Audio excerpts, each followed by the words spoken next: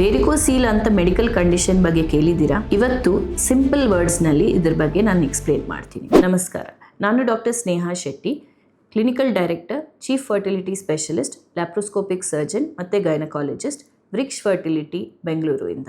ವೇರಿಕೋಸೀಲ್ ಅಂದರೆ ಟೆಸ್ಟಿಸ್ ಬೀಜನಲ್ಲಿ ಯಾವ ರಕ್ತಗಳಿರುತ್ತೋ ಅದು ಬ್ಲಾಕ್ ಆಗಿಬಿಟ್ಟು ಸ್ವೆಲ್ಲಿಂಗ್ ಆಗಿಬಿಡುತ್ತೆ. ಇದರಿಂದ ಬ್ಲಡ್ ಫ್ಲೋ ತುಂಬ ಕಡಿಮೆ ಆಗಿಬಿಟ್ಟು ಸ್ಪರ್ಮ್ ಉತ್ಪತ್ತಿ ಪ್ರೊಡಕ್ಷನ್ ಅನ್ನೋದು ಕಡಿಮೆ ಆಗುತ್ತೆ. ಇದಕ್ಕೆ ಏನಾದರೂ ಸಿಂಪ್ಟಮ್ಸ್ ಇದೆ ಅಂದರೆ ಸ್ವಲ್ಪ ಜನನಲ್ಲಿ ಯಾವುದೇ ರೀತಿ ಏನೂ ಸಿಂಪ್ಟಮ್ಸ್ ಇರಲ್ಲ.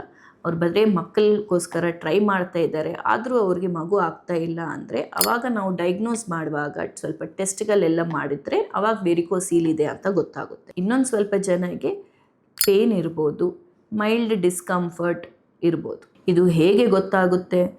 USG ಅಲ್ಟ್ರಾಸೌಂಡ್ ಸ್ಕ್ಯಾನ್ ಮಾಡ್ತೀವಿ, ಸ್ಕ್ರೋಟಮ್ ಪ್ಲಸ್ ಡಾಪ್ಲರ್ ಸ್ಟಡೀಸ್.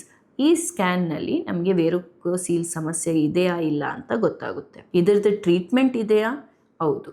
ತುಂಬ ಸಿವಿಯರ್ ಆಗಿ ಗ್ರೇಡ್ 3, ಗ್ರೇಡ್ 4 ವೆರಿಕೋಸೀಲ್ಸ್ಗೆ ಪ್ರಾಬ್ಲಮ್ ಪ್ರಕಾರ ಸರ್ಜರಿ ಮಾಡಬೇಕಾ ಇಲ್ಲ ಅನ್ನೋದು ಡಾಕ್ಟರ್ ಡಿಸೈಡ್ ಮಾಡ್ತಾರೆ.